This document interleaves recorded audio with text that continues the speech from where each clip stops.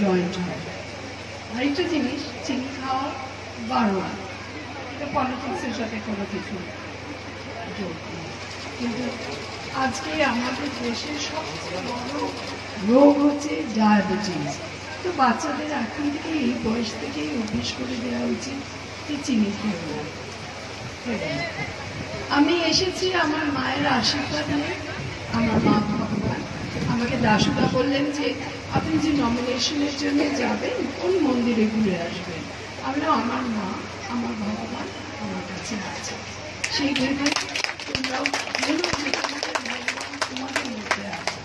কারোর সাথে ঝগড়াঝাঁটি মারামারি করতে চেয়েও না।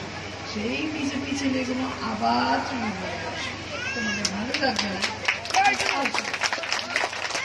সিপিএম চলে এসেছে, সিপিএম বলতে কেউ নেই। তৃণমূল আছে, মমতা ব্যানার্জি আছে, তোমরা আছো, আমরা আছি। আমার একটাই কথা, আমার তো ভোট দাও। আমার যেটুকু কাজ আমি সেই কাজটা করবো তোমাদের জন্য। বাঁকুড়াতে করে এসেছি, 34 বছর সিপিএম ছিলেন, কেউ কোনো কাজ হয়নি। কেউ বলবে না যে 34 বছর ধরে কাজ হয়েছে, কিন্তু আমি কাজ করে এসেছি। আমার যে আমি মানুষ, আমার মায়ের কাছে নিজে গর্ব করা বারণ, কিন্তু কারোর কাছে কিছু চাওয়া বারণ। কিন্তু আমি এই প্রফেশনে এসে বলবো যে হ্যাঁ আমি কাজ করেছি, গর্ব করে বলবো যে আমার 5 কোটি টাকা যেটা আসে প্রত্যেক বছর ভাগাভাগি করে ইনস্টলমেন্টে, সেটা আমি কাজে লাগিয়েছি আর মানুষ খুশি। যতই এবিপি বলো যে আমি কাজ করিনি, আর ভিক্ষে করতে এসেছি একটা ভোট, এটাতে আমার কোনো অসুবিধা নেই।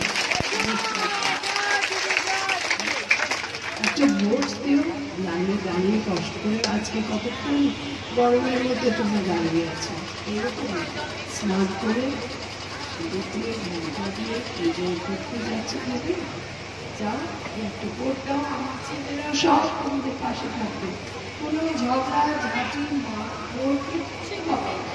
কতই ভয় দেখার, 2-3টে বিজেপি ঢুকেছে না, চেষ্টা করে বের করে দিতে। যদি না আসে আমাদের দলে, বের করে দেবো। ওরা কী করবে? তোমরা ভালো থেকো, আমাদের ছেলেদের ভালো রেখো, বিশ্বাস করো ওদের, ওরাও ভালো কাজ করবে। আমি কাজবাই কাজ করতে আমাকে ভোট দিতেই হবে। আমিও গরমের মধ্যে দাঁড়িয়ে ঘামছি। একটা ভোট,